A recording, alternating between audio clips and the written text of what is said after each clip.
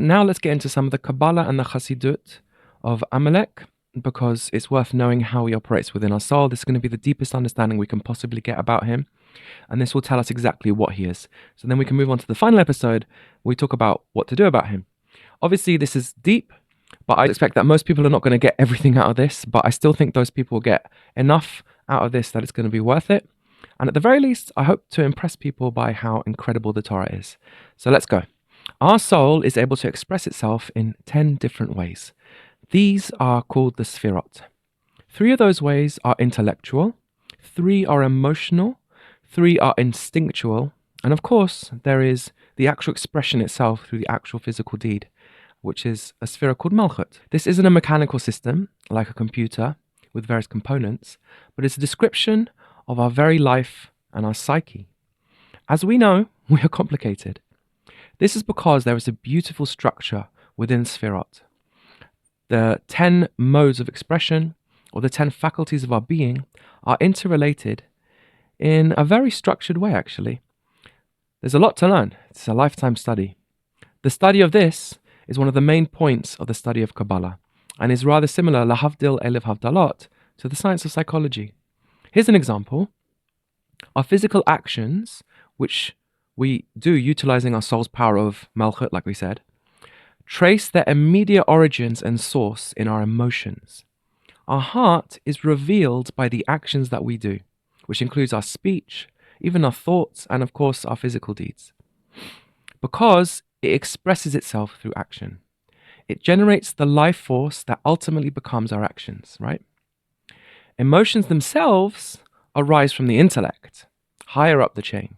Through our contemplation, we begin to feel emotions, positive or negative, about the thing that we're contemplating. So our intellect is beautifully analogized as the parents of our emotions. There is a mother, Bina, and a father, Chokhmah, and their union, which is contemplation, is what produces the emotions. When the intellectual faculties unite through contemplation, emotions are born. But what's behind our intellect? Behind our intellect, and in fact behind our whole soul, is our will. This is the world of Keter that we've been discussing, which is above and beyond intellect. We only engage in intellectual activities when we want to, contemplating only the things that we want to contemplate, right? So it comes first, it precedes. This is the world of Keter, and in it lies what we consider precious. In it lies our delight, our desire, and our passion. So there is a hierarchy where our life force and motivation flows from top to bottom, from our delight and desire, which creates a driving will to contemplate, with the goal of stirring our hearts to act. That is man. The point of our actual awareness and our conscious control is centered in our intellect. We don't directly consciously control our will. If we know we should want something, we can't just magically want it. We do control our intellect though, and through that we can control our emotions too. When we are contemplating Hashem in the part of our soul called Da'at, the part of our intellect called Da'at, one of the 3 intellectual faculties, we can't sin. However, there are times when we are not contemplating Him. And then how we act is based on the part of our Da'at that is our knowledge. Da'at means knowledge. It comprises what we know deeply, that which we've thought about, understood, and decided what we think about it once and for all, and integrated. There is a certain level of Da'at that we gain about Hashem that convinces us that we shouldn't sin ever again. It comes when we strongly grasp how lofty and perfect and good He is. We are thinking properly. This prevents the Ruach Shtut, the spirit of stupidity that we were talking about, because we aren't being stupid. We don't think stupid things like we know better than Hashem, or that His goodness is not the best goodness, or that what He wants isn't great, important, and valuable. We are babies compared to Him, and we know it. We know He's not a liar, and He's not trying to trick us. He's not up to no good, chas v'shalom. We know that He is infinite and without flaw, and so is His goodness. We can never sin, just like a boy who's fully aware that his beloved father is in the room, watching him, would never dream of doing something that his father detests or considers wrong, like stealing cookies or hitting his sister, even if he wants to. He doesn't permit himself to do it because that's the power of knowledge. When we know something and accept it fully and grasp it well, that becomes who we are and our rule book and our truth. There are times of cognitive dissonance, and that's when we see the gaps and flaws in our knowledge. In those times, when we're not thinking about Hashem at all, we are unaware of Him, and in that moment, we see what we really permit ourselves to do and not do, especially when we're under pressure. And I'm going to give a good example of that a bit further on. Our pursuit of self-preservation, self-centeredness, and its desire for worldly pleasures and material things takes over in moments like that, and we will end up with a state of heart that has an impaired connection with our general knowledge and basically reverts to following its basic rules. No murder, no breaking Shabbat, but maybe a bit of lashon hara, a bit of anger. You know how it goes. The places in us that are capable of going against Hashem come out because we are in a state of stupidity, doing stupid things in that moment, and in our stupid pursuit of survival and gain and worldly pleasure. This is called a ruach shtut, a spirit of folly, because foolishness is intellectual impairment. We are effectively stupid, so it's not a shock that we're able to do stupid things. Given that we have an animal inside us who derives great pleasure from worldly goodies, our draw to these worldly pleasures makes us do stupid and even sinful, shameful things. Our heart, which, as we said, receives from the intellect, is now left unattended, like a child who is unattended and is no longer thinking about his father, and as such, the animal in him is able to take over. The animal in him is referred to as the 7 Canaanite nations, 7 qualities of heart, as they are when they are unattended, coarse, animalistic, and focused on worldly pleasure and self-service, just like an animal. So this is how the ruach shtut is able to cause us to produce sinful actions. It cuts our heart off from our intellectual awareness of truth and Hashem, and what's left to fill the void is a very negative version of ourselves, full of rather nasty character traits, the ones we need to maximize our chances of survival, our natural, instinctive, competitive, jealous self. These are recounted in chapter 1 of Tanya, but we won't go into them now. Most people are like this, but this doesn't mean that they're bad people in the traditional sense. They're not wicked. They, of course, do not permit themselves to do truly indecent things like murder and steal, but they do permit themselves to do minor shameful things and transgressions, including losing their temper. The main point is that once we work on ourselves to the point that we have a high and thorough level of Torah knowledge, tam v'dat, we get to the point that this animal inside us never takes over again. He's submissive to us, he's tamed, he's domesticated. So we never sin again in this animalistic way. At this point, we've got to the state and level of learning and integrated knowledge that we no longer permit ourselves, even in times of cognitive dissonance and tough moments, to do forbidden activities. Just like we never murder, no matter how stupid we get. Once we achieve this state, this rung in the ladder of spiritual growth, and our soul is functioning in a much holy and proper way, we are considered as having been rescued from Egypt, because the ruach shtut corresponds to Pharaoh, not Amalek. However, there is more work to do. Just because we have intellectual awareness of truth and Hashem, our loved ones, and our responsibilities, doesn't mean that our soul is fully functioning as it should be. There is much more work to do. In this intermediate state, we are considered as being in the desert. We have an intellectual awareness of Hashem to the point of never being able to sin again. We simply cannot bring ourselves to break Shabbat, for example, but we might still find Shabbat difficult to keep.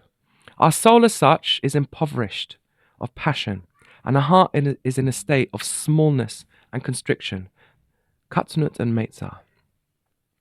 We are still running part on instinct because our hearts are not in their full, proper, bright state, because they still love worldly pleasures more than the truth that they discovered.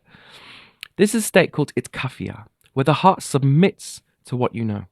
It will start to love Torah, and it does basically fear Hashem, but due to the poverty of the soul and the constriction in the heart, it is reluctant.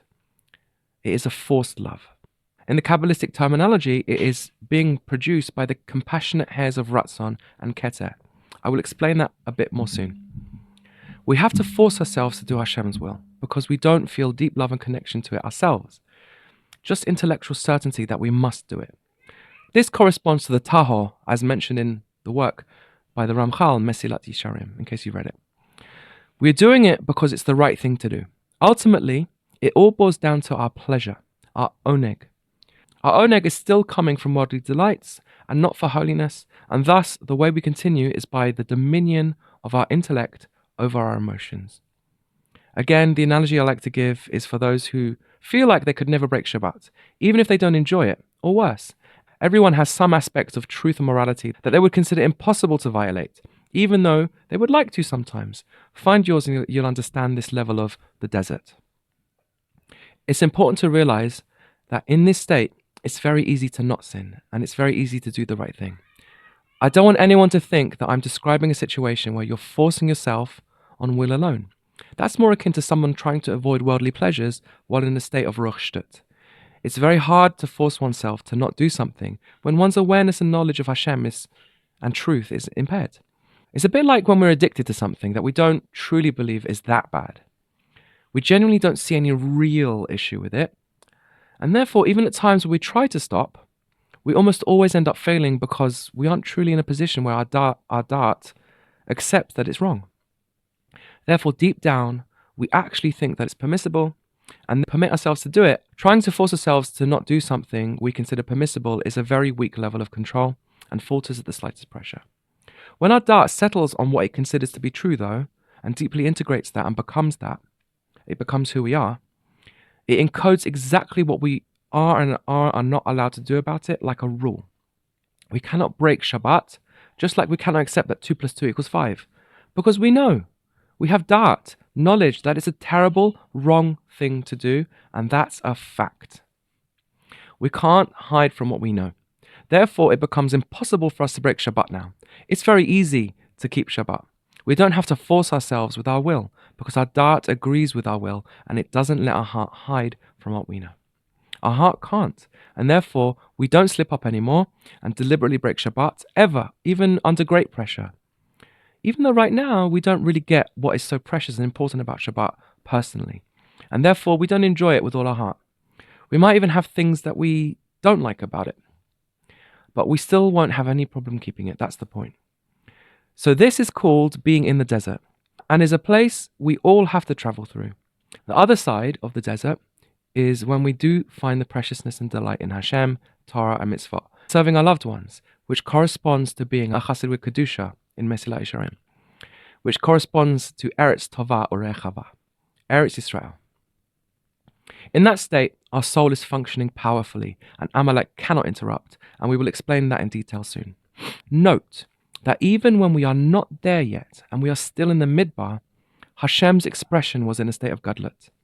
Hashem is very much in love with us when we are in the midbar, because that's a place where our true character can come out.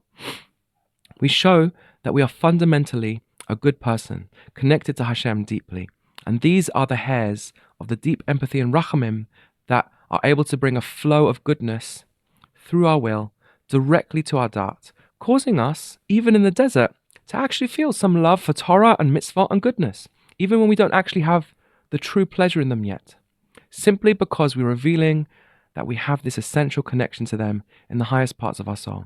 It's like a glimmer of the good that comes through these hairs that are described as prickling our dart in the back to inspire our hearts. To explain these hairs, think of it like this. In the realm of Keter, our true holy Keter, where we do connect to this preciousness, the preciousness of life is an absolute truth to us. As such, we feel an unwavering, infinite compassion to others. If our Keter was always fully revealed, we would be wholly on the level of Moshe Rabbeinu at all times, unable to sin or hurt anybody, and avoid doing good for them, due to our eternal, lofty empathy and compassion towards them, out of the depth of our appreciation of their sacredness and preciousness. Our ultimate goal is to fully express our Keter, and we will be discussing more of that soon.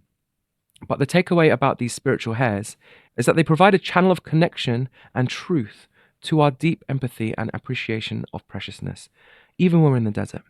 Hairs are very superficial and numb, they're dead, although they have a very small channel flowing through them from their source. In this case, divine compassion and goodness. They are said to prickle our back like the shivers we experience when we hear a truth, a profound truth that we don't fully accept, that we haven't fully absorbed or digested yet, and perhaps not even understood it. but it's already affecting us and motivating us to bringing out some of our innate goodness. For those who know, one of the hairs is truth itself, and these are the 13 midot of Rachamim from the bid of Arachim Pin beyond the level of the creation as we know it, in that realm where Amalek comes from. You know what I mean? Go back and watch the whole series if you skipped anything, and then you'll know what I'm referring to, especially in the theological episode. So, even though we don't passionately love Shabbat, we do actually quite like it because we've come to recognize the truth about it, because the truth of it is already starting to penetrate our heart in a very small, minute, round-the-back way. And we're starting to love Hashem, we're starting to like him at least, and therefore, because we know he considers it important, we're starting to consider it important too. Therefore, it reveals that we do, deep down, consider Hashem to be important. That's the kind of thing that can make any father's heart melt, because every pressure is on the son to not connect to the father, yet the son simply can't disconnect. The truth of his bond to his father is deep in his core. Ultimately, though, we do want to get to the point of a full expression of this truth in our heart, to the Eretz Tovah. But let's go back to the state of being in the desert now, as this is where Amalek attacks. He stands at the back of the neck, in our soul, and interrupts the shefa of goodness that flows through these hairs. The Midbar, the desert, where we had seen and witnessed Hashem's greatness at the splitting of the sea, and knew it was true, and we were in a position, like our Shabbat analogy, where we simply couldn't bring ourselves to violate his will ever again, even though we might still want to. We desired meat, we complained about worldly pleasures, and spoke about returning to Egypt. The only reason we didn't return back to Egypt is because our awareness of Hashem was bright and unwavering. And who could possibly run back to Egypt when he's watching, knowing how deeply it would hurt him? Here's the entry point of Amalek. You don't see the point of Shabbat, but you do know it's the right thing to do, so you do it. The knowledge is at the level where you know Hashem doesn't want you to do it, and he means it, but you have no real understanding yourself of why he doesn't want you to do it. Therefore, the underlying knowledge that produces this state is a firm understanding and acceptance that Hashem is good and trustworthy. This produces, as we said, an immature, small love for him and his goodness, as well as an immature respect for him, because he is trustworthy. This is indirect. You aren't seeing the preciousness and value in his ways directly, you are just intellectually accepting it. And so, the emotions are immature, like those of a child. Without the passion, our emotions are forced and a bit fake, and mixed with reluctance, and therefore our actions are flowing from our more instinctual sphirot, the more base and instinctual side of our heart that just acts on will alone almost. Although it's not that bad, as I said, we are in the presence of our intellect as well here. In this state, we are mainly just following rules and aren't really facing Hashem or the ones we serve, so it's called round the back. Therefore, this is where Amalek can strike, because, as we said, he lives between the Heichal Haratzon and the Heichal Livnat HaSapir around the back. Just to give a bit more detail, let me explain it this way, through the 3 levels that our emotional sphirot can be in. So, all goodness and morality is founded on kindness and justice. As such, we have 2 top-level emotions called Chesed and Gevurah, where we actually feel in our soul kind and just, as well as respond accordingly to what we encounter in the world, when we encounter kindness and justice, whether we're seeing it or we're not seeing it accordingly. Let's focus on our kindness. There are 3 levels. The highest level is where we have a deep reason for the kindness. This is called the mochin, the brains, and is the panemiut of the kindness. The panemiut of the kindness is love, because when kindness is specific rather than general, it is felt as love. When we're being kind to someone who is precious to us, that's called loving them. When kindness is lit up by love, it is an unbreakable force. It is fully expressed in its full greatness. When there is no love, we are still kind because we have a place in us that is naturally kind, like I said, the sphere of kindness itself. We enjoy kindness itself and will be kind even to people that we don't love. The kindness is an intermediate state. It's not small, but it's not fully matured yet. It's still got mochin, it's still got some kind of impetus behind it. But compared to the first one, it's more general and superficial, let's say. These 2 highest levels are powerful because there's an energy behind them, a passion and an enjoyment. So we don't need to force ourselves. It's quite natural and enjoyable. So who wouldn't be kind in these 2 ways when the opportunity arises. In these two cases, the kindness is so true and authentic, we have no problem facing the person we are being kind to and showing them our smile. It's face to face, it's panim lepanim. However, sometimes, such as when we are in the desert, we are considered in a state of smallness of heart. We are not enjoying the kindness, however, we know it is the right thing to do, so we do it anyway, through force of will and intellect. This is the state of the midbar that we've been talking about, and it is here that Amalek attacks.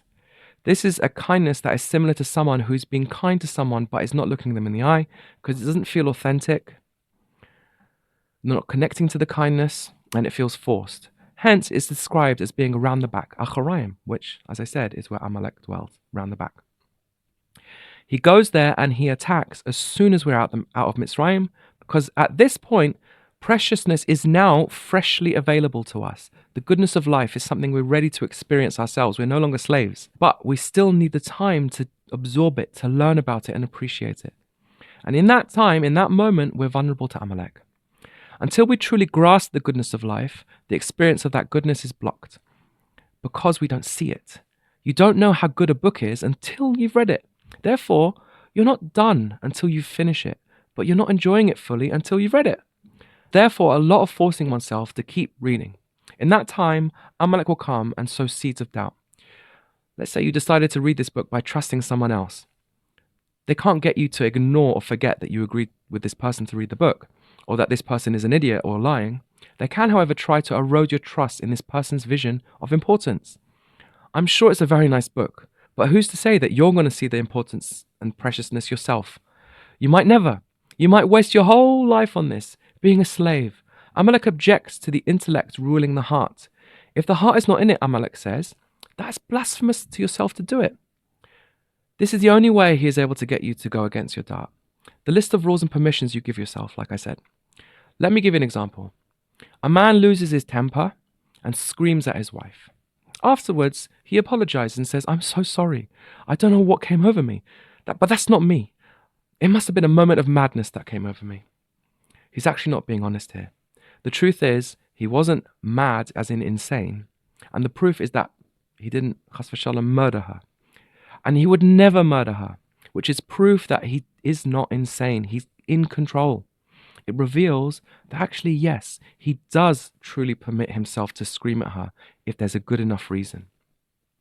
And he's not going to stop screaming at her in future until he truly gets to the point of believing that is actually fundamentally and absolutely the wrong thing to do. This permission set, as we said, is our dart. Ruach Shtut can't make us break our rules, but Amalek can. Amalek can get a person to murder who would never murder. Right? He does it, again, with his chutzpah, which helps him play down the truth itself. Once a person thinks that truth doesn't matter, he's got no rules anymore. So, in the state of katnut, where we're forcing ourselves to be good purely by our set of rules, rather than a deep appreciation of goodness, even though Hashem is in the room, we are not properly facing him, like we said. It's like we have our back to him, and in this position, we can come to rebel against him, chas v'shalom. We can come to lose a small but vital portion of our trust in him, which causes us to become jaded, and then apathetic, and then bitter, cynical. And from here, it's not a far step to becoming brazen, audacious, and chutzpahdik, and actually rebel against our master right in front of him, chas v'shalom. We rebel by saying we don't care about Hashem. And that means we don't care about anything objective because Hashem is absolute, right? Even if Hashem has a truth, it's not any more important than whatever truth we want to come up with. And therefore, don't tell us what to do. We will do as we please. We will return once again to our worldly pleasures, knowing our Creator and knowing He doesn't like it. It is noteworthy that every single revelation of divinity in the world, every stage of moral awareness, and every good blessing that Hashem sends us has to go through many stages and levels. Each time it passes through one of these levels, where there is a loftier source transmitting to a lower source the flow of goodness, the coupling between these two sources has to start off back to back, where the lower source doesn't appreciate the higher one, and it does it on force. Eventually, this will happen face to face, and it will come through authentically, powerfully, and sparkling with delight and goodness. And we can affect that by fighting Amalek down here in our own souls and achieve a state of face-to-face. When we achieve a state of face-to-face within ourselves, what we do down here is reflected above. To achieve face-to-face is very simple. We've all experienced it in various matters. Coming to truly appreciate the goodness and preciousness of life, ourselves, to the point we enjoy it and eventually truly love it. This is called Ava b'ta'anugim, a love of delights. Not love from afar, but the love is coming from the thing itself because you're actually experiencing it right now and enjoying it objectively. This is Eretz Israel, Eretz Tova Urechava, and the effect it has on us is powerful and unwavering. We love Torah, we love mitzvot, to the point it completely outshines our love and our worldly pleasures. We love our children and our spouse and our friends and our fellow Jews, our fellow human being, animals, nature, the creation as a whole, and above all, Hashem. Therefore, we adore serving them. It gives us way more satisfaction than serving ourselves, and we are fully transformed into Chassidim, true Chassidim, those who serve out of love. This is in the Zohar called a state of ithapcha, transformation, and it applies to the state of gadlut and face-to-face in our hearts as opposed to itkafia mentioned above. It is here that we can defeat Amalek once and for all because he's got no foot in the door anymore. I will go into that in the final episode on how to actually defeat Amalek in more detail, where I will explain that we haven't actually arrived in Eretz Israel yet, but Hashem is with us and helping us wage war against Amalek himself. Stay tuned for the next episode. Let's finally wrap it all up and see what we can do to defeat Amalek once and for all. Thanks for listening.